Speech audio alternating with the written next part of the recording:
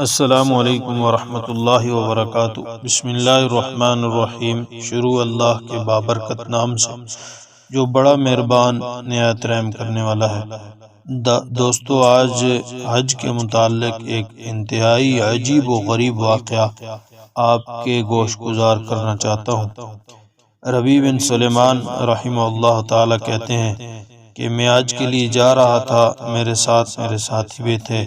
جب ہم کوفہ پہنچے تو وہاں ضروریات سفر خریدنے کے لیے بازاروں میں گھوم رہا تھا کہ دیکھا ایک ویران سی جگہ میں ایک خچر مرا ہوا تھا اور ایک عورت جس کے کپڑے بہت پرانے بوسیدہ سے تھے، چاقو لیے ہوئے اس کے گوشت کے ٹکڑے کاٹ کاٹ کر ایک زنبیل میں رکھ رہی تھی۔ مجھے یہ خیال ہوا کہ یہ مردار گوشت لے جا رہی ہے، اس پر سکوت ہرگز نہیں کرنا چاہیے، شاید یہ عورت لوگوں کو یہی پکا کر کھلاتی ہو۔ سو میں چپکے سے اس کے پیچھے ہو لیا، اس طرح کہ وہ مجھے نہ دیکھے۔ وہ عورت ایک بڑے مکان میں پہنچی جس کا دروازہ بھی اونچا تھا۔ اس نے جا کر دروازہ کھٹکھٹایا، اندر سے آواز آئی، کون ہے؟ اس نے کہا، کھولو، میں بدحال ہوں۔ دروازہ کھولا گیا اور گھر میں 4 لڑکیاں نظر آئیں جن کے چہرے سے بدحالی اور مصیبت کے آثار ظاہر ہو رہے تھے۔ وہ عورت اندر آ گئی اور زنبیل ان لڑکیوں کے سامنے رکھ دی۔ میں کواڑوں کی درزوں میں سے جھانک رہا تھا۔ میں نے دیکھا اندر سے گھر بالکل برباد تھا اور خالی تھا۔ اس عورت نے روتے ہوئے لڑکیوں سے کہا، اس کو پکا لو اور اللہ کا شکر ادا کرو۔ وہ لڑکیاں گوشت کاٹ کاٹ کر اس کو آگ پر بھوننے لگی۔ مجھے بہت تکلیف ہوئی۔ میں نے باہر سے آواز دی، اے اللہ کی بندی، اللہ کے واسطے ان کو نہ کھاؤ۔ وہ کہنے لگی، تو کون ہے؟ میں نے کہا، میں ایک پردیسی آدمی ہوں۔ اس نے جواب دیا، تو ہم سے کیا چاہتا ہے؟ 3 سال سے نہ ہمارا کوئی معین ہے نہ مددگار، تو ہم سے چاہتا کیا ہے؟ میں نے کہا، مجوسیوں کے ایک فرقے کے سوا مردار کا کھانا کسی مذہب میں جائز نہیں۔ وہ کہنے لگی، ہم خاندان نبوت کے شریف سید ہیں۔ ان لڑکیوں کا باپ بڑا شریف آدمی تھا، وہ اپنے ہی جیسوں سے ان کا نکاح کرنا چاہتا تھا، لیکن نوبت نہ آئی اور اس کا انتقال ہو گیا۔ جو ترکہ اس نے چھوڑا تھا وہ سب ختم ہو گیا۔ ہمیں معلوم ہے مردار کھانا جائز نہیں، لیکن اضطرار اور مجبوری کی حالت میں جائز ہے۔ ہمارا 4 دن سے فاقہ ہے۔ ربیع کہتے ہیں کہ اس کے حالات سن کر میں بے چین ہو گیا اور اپنے ساتھیوں سے آ کر کہا، میرا تو حج کا ارادہ نہیں رہا۔ سب نے سمجھایا لیکن میں نے کسی کی نہیں سنی۔ میں نے اپنے کپڑے اور احرام کی چادریں اور جو سامان میرے ساتھ تھا وہ سب لیا اور نقد 600 درہم تھے وہ لیے۔ ان میں سے 100 درہم کا آٹا خریدا اور باقی درہم آٹے میں چھپا کر اس بڑھیا کے گھر پہنچایا اور یہ سب سامان اور آٹا وغیرہ اس کو دے دیا۔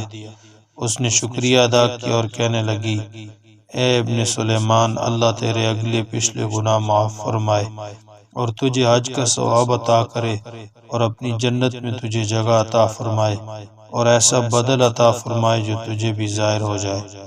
ربیع کہتے ہیں حج کا قافلہ روانہ ہو گیا۔ میں ان کے استقبال کے لیے کوفہ ہی رکا رہا تاکہ ان سے اپنے لیے دعا بھی کرواؤں۔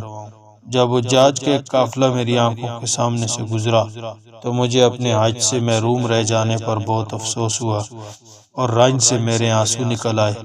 جب میں ان سے ملا تو میں نے کہا، اللہ تعالیٰ تمہارا حج قبول کرے اور تمہارے اخراجات کا تمہیں بدلہ عطا فرمائے۔ ان میں سے ایک نے کہا، یہ کیسی دعا ہے؟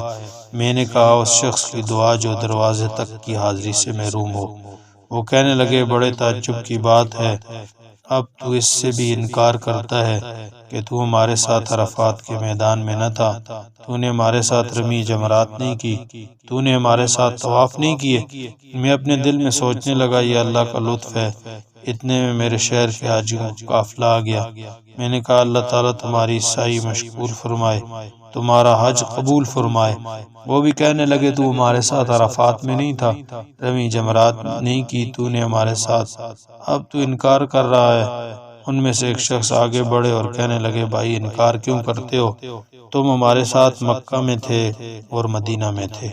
جب ہم قبر اطہر کی زیارت کر کے باب جبرائیل سے باہر آ رہے تھے، اس وقت بھیڑ اور ازدحام کی کثرت کی وجہ سے تم نے یہ تھیلی میرے پاس امانت رکھوائی تھی، جس کی مور پر لکھا ہوا ہے من عاملنا ربحا، جو ہم سے معاملہ کرتا ہے نفع کماتا ہے۔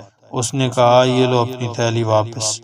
ربی رحمہ اللہ تعالی کہتے ہیں میں نے اس تھیلی کو کبھی اس سے پہلے دیکھا بھی نہ تھا۔ اس کو لے کر میں گھر واپس آیا، عشاء کی نماز پڑھی، اپنا وظیفہ پورا کیا، اسی سوچ میں جاگتا رہا آخر یہ کیا قصہ ہے۔ اسی کشمکش میں آنکھ لگ گئی تو میں نے حضور اکرم صلی اللہ علیہ وسلم کی خواب میں زیارت کی۔ حضور اکرم صلی اللہ علیہ وسلم نے تبسم فرماتے ہوئے ارشاد فرمایا اے ربی، آخر ہم کتنے گواہ اس پر قائم کریں کہ تو نے حج ادا کیا ہے؟